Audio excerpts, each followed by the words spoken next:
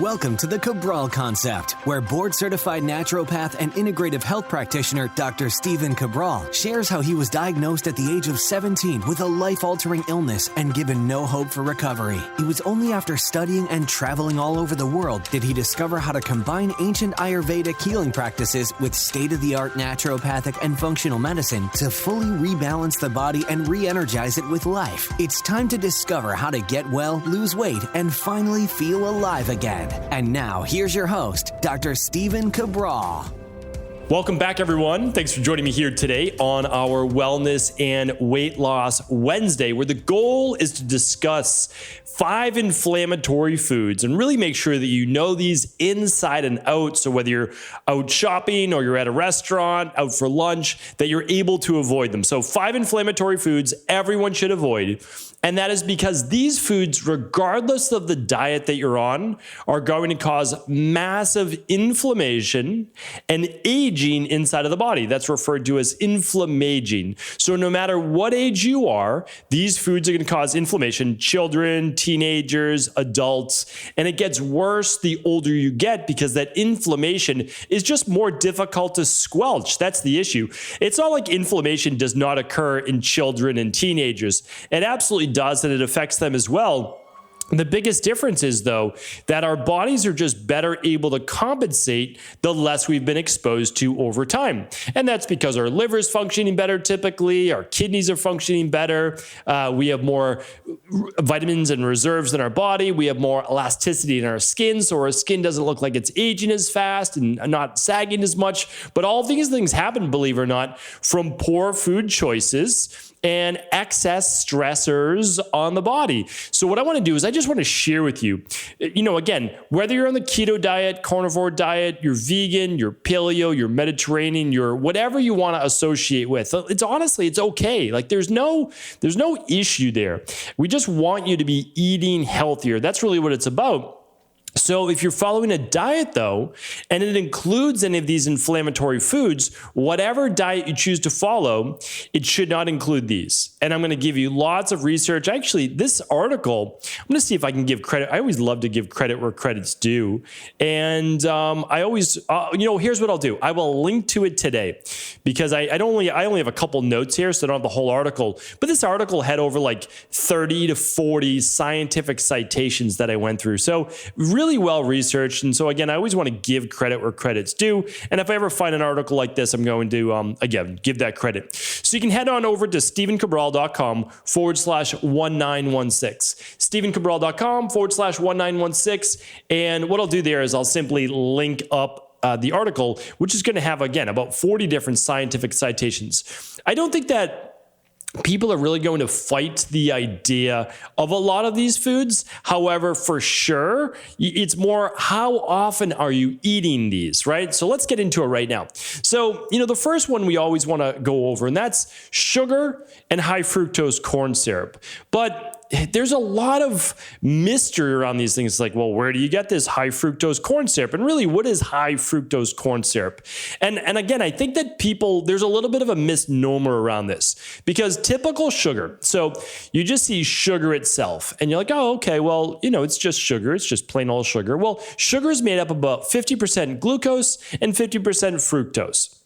It doesn't typically cause as many digestive issues because there's at least a 1-for-1 molecule for glucose to fructose. And glucose actually helps to shuttle fructose out of the gut to be used as fuel for the body. Actually, it's a little bit different because of how fructose is processed in the liver. So keep that in mind. Now, the more fructose there is, so the more fructose than glucose, the more that can start to feed gut bacteria, not in typically a good way. So it can feed more candida overgrowth. It can feed more small intestinal bacterial overgrowth, causing more bloating, more cramping, etc. But also, it can cause higher triglycerides and cause liver issues because that fructose is processed in the liver as well. So high fructose corn syrup is 45% glucose and 55% fructose. So again, does it change dramatically? You might say, well, you only get another 5%. Sure, but it's actually a 10% swing. So now you have 10% less of those glucose molecules to fructose molecules, allowing more to cause damage within the gut. So is all fructose bad? Not necessarily. It's not. You definitely want to be eating the majority of your foods, lower fructose, that's for sure. And a lot of the lower glycemic fruit that we, of course, recommend is lower in fructose. That's not really the issue. Plus, you don't eat food in a vacuum, right? So typically people are not just eating bowls of fruit without any other food during the day. But what we want to do is we're going to look at how just high levels of sugar, and again, this is not about fruit. So that's actually, this is a really important point that just, serendipitously popped up, is that none of this is around fruit or vegetables. So none of it. When you hear sugar, take that completely out of your mind for this coming from fruits and vegetables, because all these studies are done on inflammation have nothing to do with fruits and vegetables. Those are considered anti-inflammatory. They're the direct opposite. Believe it or not, they found that just adding blueberries, right, or juiced blueberries, believe it or not, helped lower glycemic index, lower blood sugar in people with higher blood sugar rather than just having sugar alone. So even if you did a 1-for-1 regular sugar versus fruit sugar, it helps lower blood sugar. So again, a lot of times fruit gets a really bad rap. I just like to be realistic with people. You probably know about our functional medicine detox. You probably know about Fatlocity. We don't do fruit for the first 3 weeks. That's by design, because people, if we grew up eating healthy, then we'd be able to eat fruit and be not a problem. But we become desensitized, our cells are slightly desensitized to being able to absorb glucose, to listen to the signals of insulin, and to be able to absorb that. So what we have to do is help rebuild those cells with people. And then, of course, they can add all these healthy foods back in.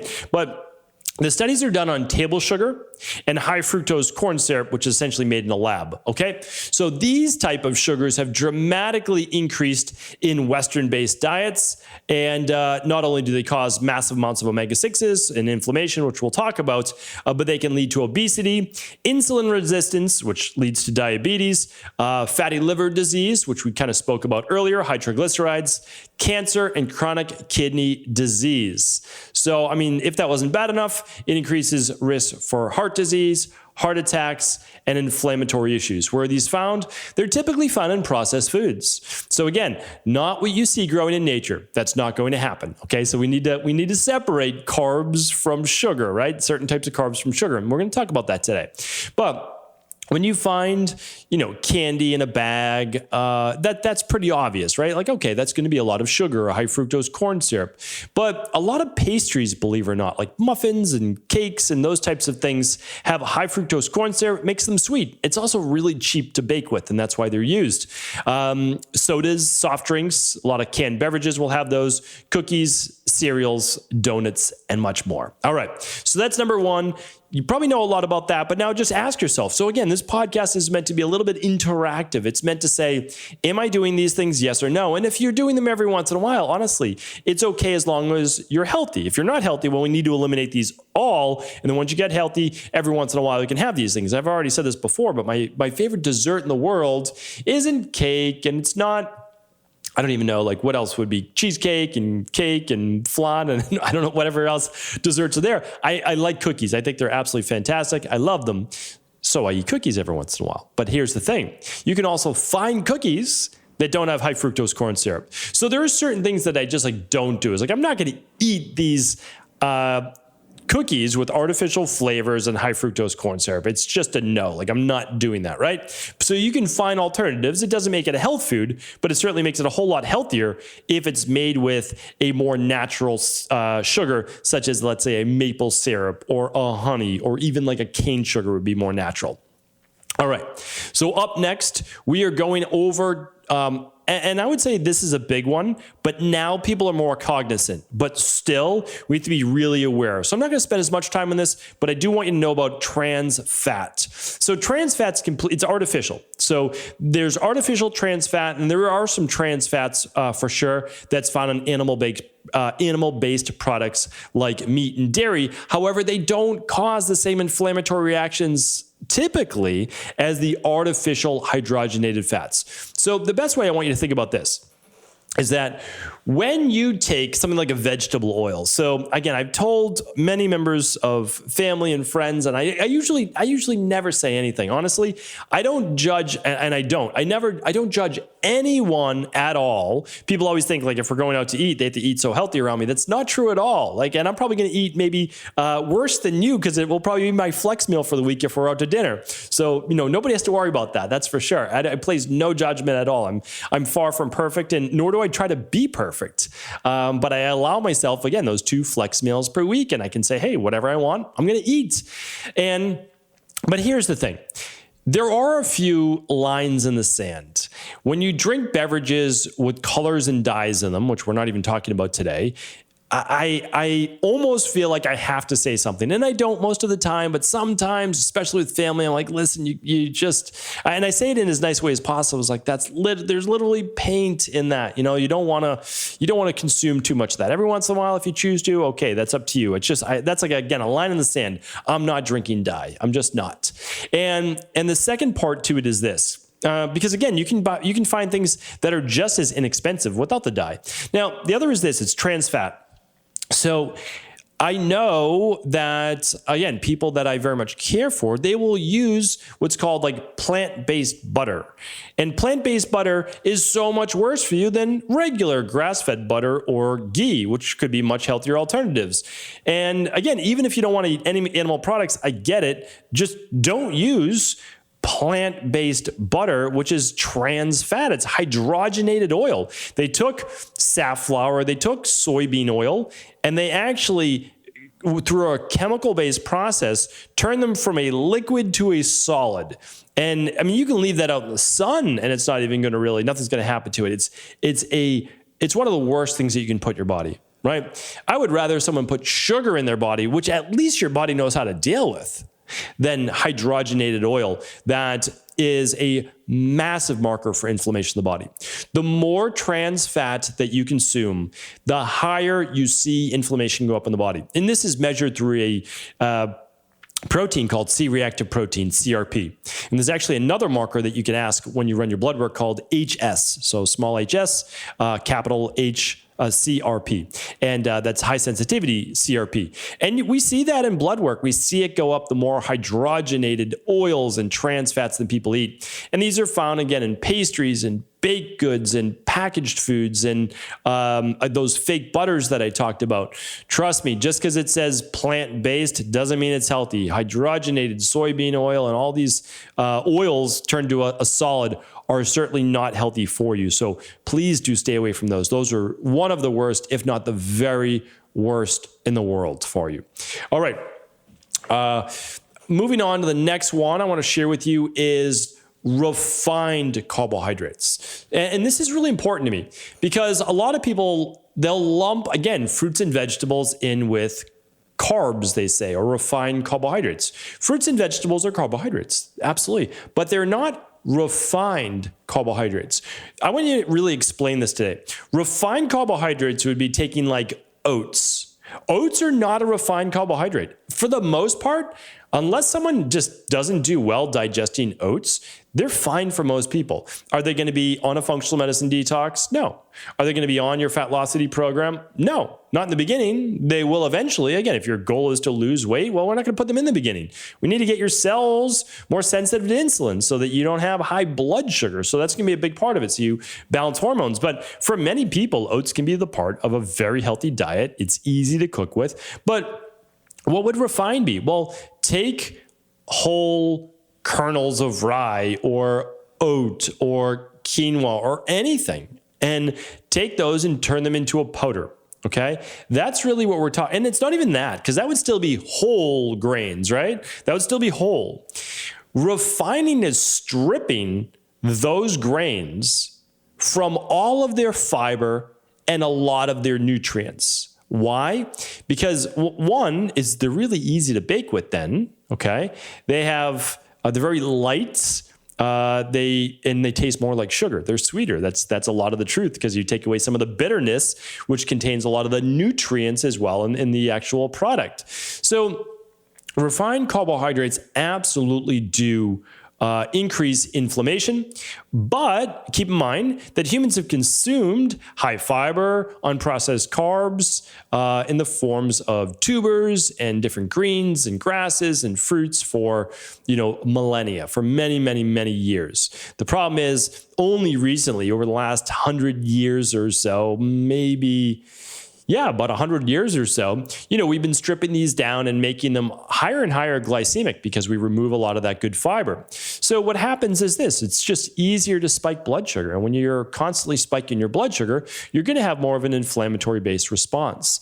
And a lot of these studies were done, again, just with refined white bread and white carbs and white pastas and pastries and cereals and cookies and soft drinks. So these are all processed foods. Now, so far, you've heard me say pastries, cakes, muffins, these types of things over and over and over. Are you starting to see a pattern here, right? Because how many people do you know grab a coffee and a muffin, coffee and a pastry?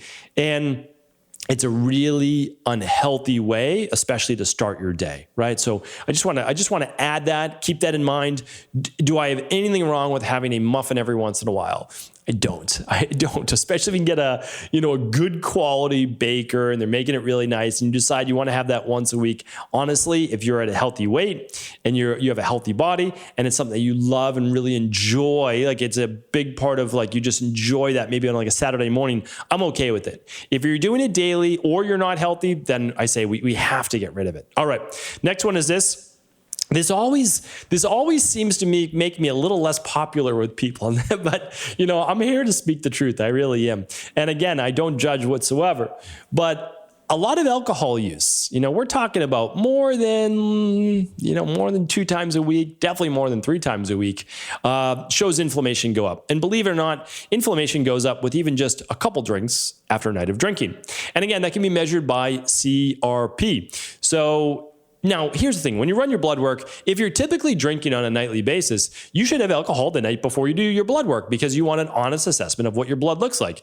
But if you don't usually drink alcohol, don't drink alcohol the night before you do your blood work because you're going to see higher levels of inflammation. So the other issue, though, with alcohol is that it causes gut-based issues.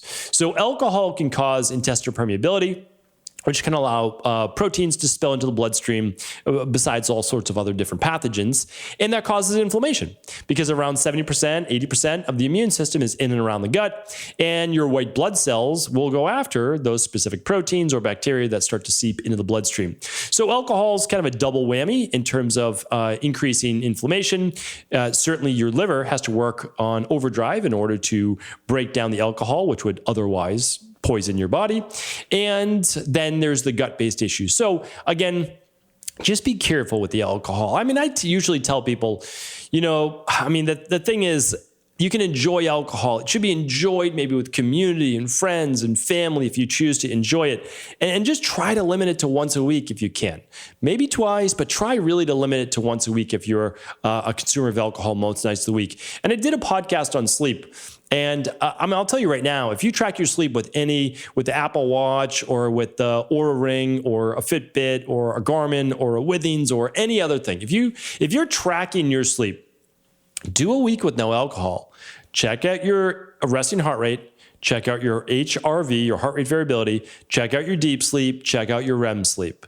I'm telling you right now, if you track the same thing, then drinking alcohol, you'll see a dramatic difference in sleep quality. I'll leave it at that. All right. So the last one for today is processed meat. This is going to make a lot of people, well, not a lot of people, but at least some people a little upset because they believe eating things like bacon or smoked meats or beef jerky are health foods. They're not health foods. I used to do it back in the day when I was trying to get more protein in, trying to build up my body. And guess what? Build up my body, eating more protein. No doubt about it. Here's the problem.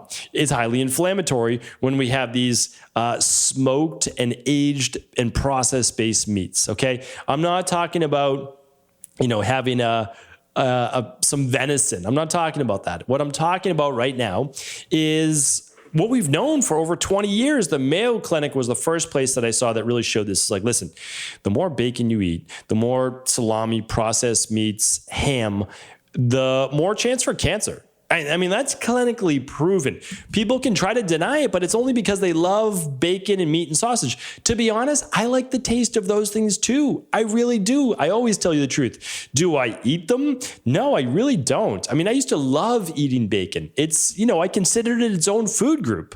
But the problem is this, it's not a health food. It's really not. So every once in a while, will I still have bacon? Every once in a while, but certainly I'm not eating this saying, wow, this is so healthy for me. It's a great way for me to get extra protein, et cetera, et cetera. It's just not, So that's a big thing. That's a really big thing, is honestly just being honest with yourself, right? Honest with yourself. And so here's the thing.